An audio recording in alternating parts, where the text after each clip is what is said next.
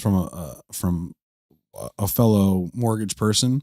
As a new parent, what's your best piece of advice for work home life balance? Whew, that's a tough one, man. That's something I still struggle with that, especially, certain days where you've got a lot more going on, especially in the real estate industry. You've got, no day looks exactly the same. And, sometimes you have things that kind of need to be handled right then and there, or you're going to lose a deal.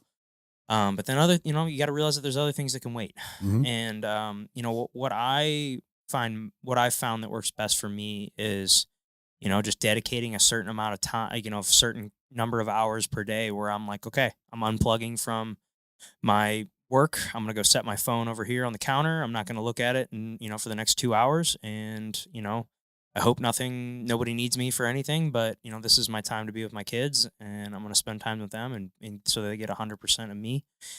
So I've been getting better at doing that and setting my phone aside or, just putting it on do not disturb and not looking at it and just being completely focused on the kids. Yeah. So that's one thing. I mean, easier said than done though, because I mean, there's some days where I plan to do that, and then I've got something going on that like needs to be handled right then and there, or we're gonna lose the deal, or there's a deadline, or something along those lines. Yeah. It's just but doing my best. Yeah. And I feel like on my side of things, I have a little bit more control and structure of my schedule. There's not as much last minute things that come up or things that if something does come up, it's not like it can't wait. Obviously, you got somebody like last minute pre approvals, but I mean, to be honest, it's kind of a thing of a past. You don't see that anymore. You might like, if I'm doing, 25, 30 pre approvals in a month, there might be one or two that are like last minute, hey, I need to get pre approved type things. But for the most part, most people are, They're proactive. yeah, They're they're proactive. proactive in it. And because they do have the time, I think that was the one thing with COVID that was great was how, new listing coming live Friday and we're gonna not we're not gonna review offers until Sunday Sunday night at or 9 Monday or or whatever. whatever. Yeah. Yeah, so you have that time now where you can take your time through the week. Like when I first got in the business, it wasn't like that. Like, hey, you get a call, you got to get this done because they're writing on a house that just went live today on a Tuesday or a Wednesday. So a lot of that changed with COVID, which I think is great because it's helping buyers become more educated in the process and that the ones that are doing it and taking their time through it are more educated, less stressed, and I think they have an overall better process.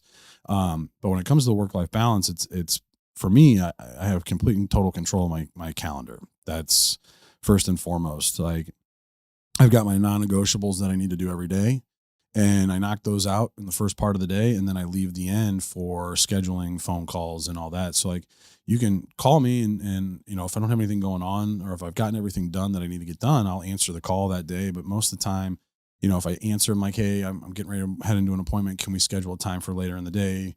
And most people are very receptive to that. And they're like, oh yeah, sure. I'm available this time, this time, this time. Yeah. And then we get it scheduled. So on That. the, Oh, sorry. Go ahead. yeah, and I was like, unfortunately, I'm divorced, but fortunately, at the same time, I don't have my kids every single day. So, like the days that I don't have my kids, I can fuck a work life balance. I'm Yeah, you're working. working all day. Yeah. Yeah. When I have my kids, I got to pick them up from school between 4 and 4:30, or I got to pick Connor up by 4, and then I'm picking Oliver up right after that. So once that happens, it's just like, hey, yeah, I'm gonna have my phone, and if it's an emergency, and I take a look at it, but it doesn't really ever happen. Yeah.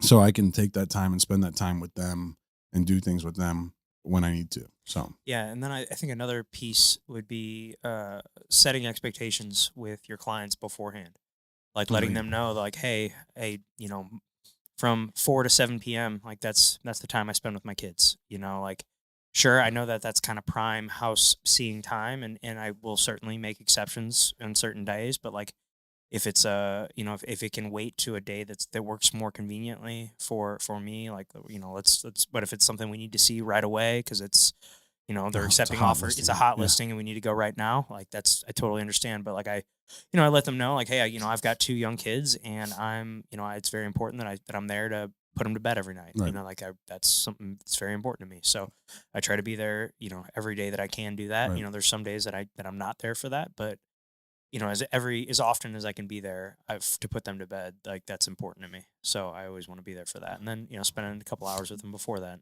playing and doing whatever. Yeah.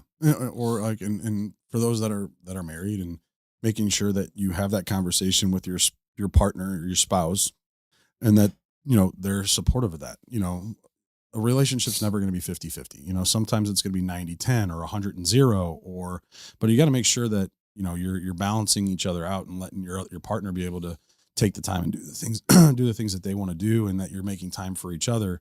I know that you guys, you talk about this, it's different, but like your time with Gina is like what, after 8 p.m.? Yeah, like Yeah. 8 to 9:30, Right. 10 o'clock before Yeah. she's falling asleep on the couch. Right. But Yeah. but anyway, but that's important. every night, Yeah. right? So even though it's may not be a lot, it spread out over time on a continue and consistent basis. That's still a good amount of time to spend with your partner. Obviously, you want to have more time and spend as much time with them as you can. But I mean, at the same time, you want your own time, your own space, and I'm sure she does too. Of course. But it's coming down to making sure that you just control your schedule. You're upfront with your clients, and I always tell them, I'm like, I'll like, hey, I'm with my kids. Can I give you a call back either tomorrow during a certain time, or like after I get my kids to bed? It's going to be a little bit later, if you're okay with that. I do that all the time. Right. And people are very understanding with that. And and as long as, and you're talking to your agents as well, like as a loan officer, the loan officer asked this question, and that's the thing. Sometimes we think we have to drop everything that we're doing right then and there, having been in this business for 10 years. And that's how I thought for the longest period of time. It's not necessarily the case. As long as you are upfront and have that open, honest communication, most people are going to understand, like, oh, hey, listen, I've got my kids right now. It's kind of hard for me to talk. Can you give me an hour? Or can I call after I get my kids to bed? Like, there's ways around it. There's ways that you can build that time in if it's important to you, to make sure that you're getting that time in. And if you're communicating it to people, they're going to understand, and they should be respectful of it. And quite honestly, if it's someone that's not really respectful of that, like, okay, shoot, sorry, then you should probably call another loan officer. Yeah. And most people should be understanding right. that. And everybody's got a life. Right. And if you got somebody that's not, and they're going to be, demanding, like, that's going to be a client that's just kind of going to be a pain in the ass. Let's be real. And, I don't have a problem having clients that are like that. And I know how to work with those people, and I do work with those people, but at the same time, it's just like, okay, now, going ahead, like, hey, this person's not going to take that. And you kind of have to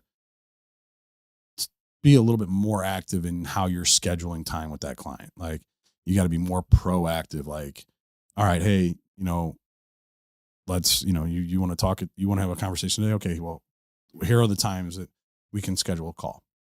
And if it doesn't work, okay, well, tomorrow. You have to be proactive in terms of controlling that schedule and staying on top of that schedule. Yeah. So it's perfect.